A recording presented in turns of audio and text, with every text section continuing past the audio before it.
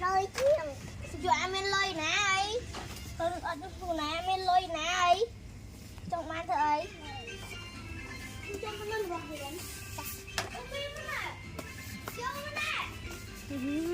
chị gì thế ngon không đấy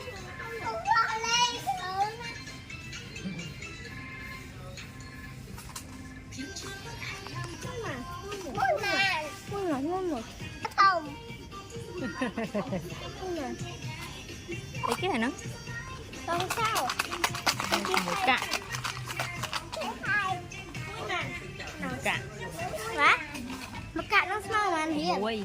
mùi còn cái gì ạ không thơ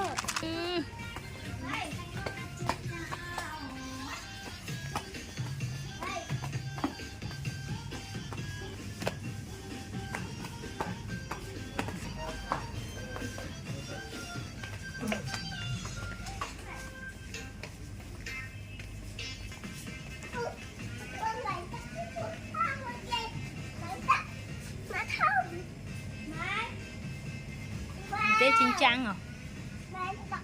cái nóng ừ? cái nóng đẹp chế chế chu sóc chu sẽ chế